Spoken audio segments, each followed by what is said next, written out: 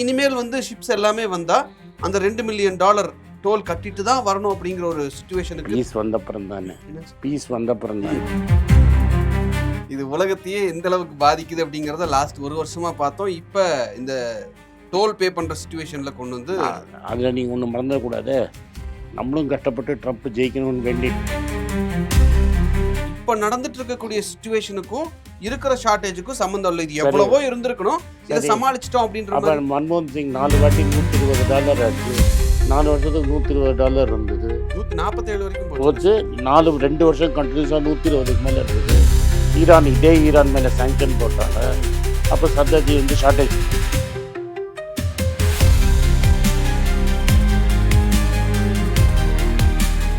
இப்போ இந்த petrol crisis or crude oil crisis அப்படிங்கிறது இன்னைக்கும் ஸ்ட்ரெயிட் ஆஃப் ஹார்மஸை விட்டு ஷிப்ஸ் எல்லாம் வெளியில வந்த மாதிரி தெரியல, அங்கேயே தான் இருக்காங்க.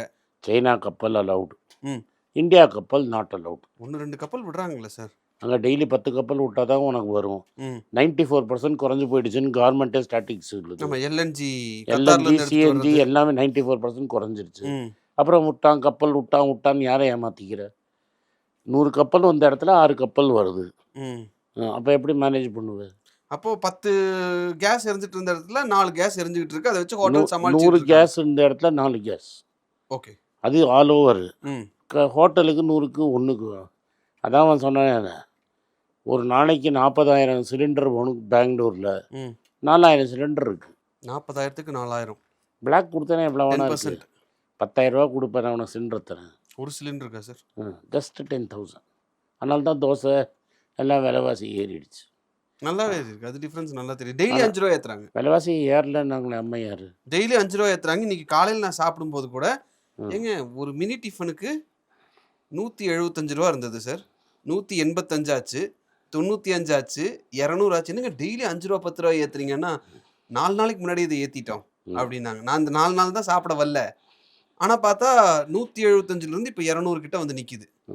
ஸோ ப்ரைஸுங்கிறது ஏறிட்டே தான் இருக்குது. இப்போ இது எந்த இடத்துல போய் முடியும், எப்போ தான் இது முடியும் சார்? ட்ரம்ப் என்ன தான் சொல்லுவார் இதுக்கு? ட்ரம்ப் இப்போ கிரவுண்ட் இன்வேஷன் பண்ணி இன்னும் ஏற்றலாமா அப்படின்னு பார்க்குறாரு. கிரவுண்ட் இன்வேஷன் பண்ணிட்டா இன்னும் பெரிய ப்ராப்ளம் ஆகும்ல சார். பாடி பேக்ஸ் போகும் ஊருக்கு, மக்களுக்கு இன்னும் கோவம் வரும். ப்ளஸ் இந்த ப்ராப்ளம் சால்வ் ஆகணும்னா வார் கம்ப்ளீட்டாக நின்று ஹோமோஸ் திறந்து 2 மாதம் ஆகும். இப்போது ஈரான் அதுக்கு ஒத்துப்பாங்களா சார்? ஏன் ஒத்துக்கணும்? அதுதான் கேட்குறேன். ஈரான் அதுக்கெலாம் ஒத்துக்கவே மாட்டான். ஏன் ஒத்துப்பான்? நீ ஒத்துப்பியா? அவன் கேட்குறது பணத்தை திருப்பி கொடு, பணத்தை திருப்பி நடந்த ரிப்பேருக்கெல்லாம் ரிப்பேர் பண்ணுற காசு கொடு. நான் நியூக்ளியர் பம்ப் பண்ணுவேன். கேட்கக்கூடாது. ஆமாம், இந்த பக்கம் இனிமேல் வரக்கூடாது. அடிக்க மாட்டேன்னு எனக்கு எல்லாரும் சேர்ந்து வேடிக்கை பார்த்தவன் எல்லாம் சேர்ந்து எனக்கு அக்ரிமெண்ட் சைன் பண்ணு. ஆமாம், இந்த 3மே நடக்காது. ஏன் சரி பாடி பேக் சரி சார், இனிமேல் அமெரிக்கா ஓடி போயிடுப்பா, நான் அடிச்சுக்கிறேன்ப்பா, நீ போயிடுப்பா, நான் பார்த்துக்கிறேன்ப்பா. நீ சவுதி அராம்கோ இருந்தால் தானே நீ ஆயில்லாம் வாங்குவ அப்படின்னு. இது ரொம்ப சீரியஸான ப்ராப்ளம் தான். அதான் மக்களும் புரிஞ்சுக்கல. யாரும் சீரியஸ் இல்லைன்னாங்க. என் ஃப்ரெண்டு ஒருத்தர் இருக்கிறாரு. இல்லை இன்னைக்கு முடிஞ்சிடும் நாளைக்கு முடிஞ்சிடும். அதான் என் ஃப்ரெண்டு ஒருத்தர் இருக்கிறாரு, துபாயில் பெத்த பிஸ்னஸ் மேன். ரைட்டா, ஊர்லேருந்து வந்துட்டார். 25 நாள் ஆகிடுச்சு. இன்றைக்கி எல்லாம் முடிஞ்சு ஊருக்கு போயிடலான்னா நேற்று துபாயில் பாம்பு போட்டான்னா இப்போ இன்னும் ஒரு 20 நாள் தள்ளி போட்டிருக்காரு. ஓகே, அதுதான் சார். இப்போ ட்ரம்ப் சொல்கிறதே பார்த்தா 48 ஹவர்ஸ், அதுக்கப்புறம் 5 டேஸ், அப்புறம் 2 வீக்ஸ், இது வரைக்கும் 3 வீக்ஸ். ஈரான் எங்கேயாவது சீஸ்ஃபயர்னு சொல்லியிருக்கானான்ட்டு சொல்லு. சீஸ்ஃபயர் கேட்டதெல்லாம் தோற்று போகிறவன் தானே சீஸ்ஃபயர் கேட்பான். அமெரிக்கா தானே சீஸ்ஃபயர் கேட்குது. அமெரிக்கா ஈரான் மக்கள் அடிமை. அந்த ஆர்மி ரெவல்யூஷனரி கார்டு தான் எல்லாமே. ரைட்டா, அவன் வேர்ல்டு வைட் பப்ளிசிட்டி வார் ஜெயிக்கிறான். நீ உள்ளே வந்தால் பாடி பேக் போட்டுருவான். என்ன பண்ணுவான்? இன்றைக்கே ஒரு பைலட் மாட்டியிருக்கான். 2 பேர். வெல்கம் டு ஹெல் அப்படின்னு அந்த ஈரான் பேப்பரில் ஒரு பெரிய நியூஸ் வந்திருந்தது. 2 இது பஸ். ஒரு பிளேன் விழுந்தது, ஒரு ஆளை காப்பாற்றிட்டீங்க, இன்னொரு ஆளை காப்பாற்றலை, ரெஸ்கியூ ஹெலிகாப்டர் சுட்டிங்க. இப்போ அந்த ஒரு ஆள் மாட்டினா என்ன ஆவான் ஈரானில்? கஷ்டம் சார். அதான் எப்படியெல்லாம் அடித்து சாவடிப்பாங்க அவனை. அது வீடியோ வேறு வரும். ஆமாம், ஏன்னா அதுதான் அவங்க ப்ரூவ் பண்ணுறதுக்கான. ஆமாம், அப்போ நீ சோல்ஜர்ஸை உள்ள நினச்சா என்ன ஆகும்? ஸோ அப்போ இன்னும் இந்த ட்ரம்ப்போட மிட் டர்ம் எலெக்ஷன் என்ன ஆகும்? அவ்வளோதான். அது இப்போவே முடிஞ்சிடும். நோ கிங்ஸ்னு அமெரிக்கா ஃபுல்லாக இறங்கி போராடிட்டு இருக்காங்க சார். அதான் ப்ராப்ளம்.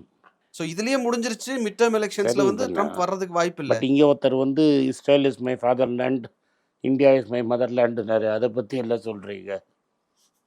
ஏன் கேள்விகள் நாங்க எடப்பாடி தான் சார் கேட்போம். ஏன் எடப்பாடியை கேள்வி கேட்க மாட்டேங்கிறீங்க? ஒரு எடப்பாடி இதுல ஓட்டும் என்ன சார் எடப்பாடிக்கு பண்றது? விழுது. இந்தியாவை அடிமானம் வைக்கிறதுக்கு சப்போர்ட் பண்ணுற ஓட்டு. ஒரு ஓட்டும் அண்ணாமலைக்கு நீங்கள் போடுறது இந்தியாவை அவமானப்படுத்துகிற ஓட்டு. Right sir, fine. உங்களுக்கு சிலிண்டர் வேணும்னா நீங்கள் எடப்பாடியும் அண்ணாமலையும் கேள்வி கேளுங்க. நயினார் நாகேந்திரன் தான் கொடுக்குறேன்னு சொன்னாரு. என்ன தான் நைனா நாகேந்திர இது கொடுக்குறேன்னாரு. இது சிலிண்டரு நான் என்னாச்சு? டீலர்ஷிப் இருக்கு. என்னாச்சு? அவர் தான் கொடுத்துருப்பாரு. ஆமாம், அவர் தான் கொடுத்துருக்காரு. எல்லா கடைக்கும் கொடுப்பாரு. Okay sir, fine. ஸோ இன்னும் இப்போ பிரச்சனை ஆரம்பிக்கலன்னு புரிஞ்சுக்கலாமா? நல்ல மிட் பாயிண்ட்டுக்கு வந்திருக்கு. ஓகே. அமெரிக்கா தோத்துட்டேன்னு ஓடி போனோம். அது தோத்துட்டு போயிட்டா உலகத்துல இனிமேல் அமெரிக்காவை பார்த்து அவனும் பயப்படவே மாட்டான். தோத்துட்டு போய் தோத்துட்டேன்னு ஒத்துக்கிட்டா முடிஞ்சிருச்சு. முடிஞ்சிடுச்சு. இப்போ முழுங்கவும் முடியாமல் மெல்லவும் முடியாமல் மாட்டிக்கிச்சு. அமெரிக்கா சிக்கிட்டு இருக்கு இப்போ. இதுதான் ப்ராப்ளம். ஈரான் நானும் பின்னாடி போக மாட்டேன், கம் லெட்ஸ் ஃபேஸ். எனக்கு என்னெல்லாம் ஆகணுமோ ஆயிடுச்சு. இல்லை இனிமேல் எனக்கு இழக்கிறதுக்கு என்ன ஒன்றும் இல்லை. இல்லை. இட்ஸ் அ நியசமெட்ரிக்கல் பார்ப்பா.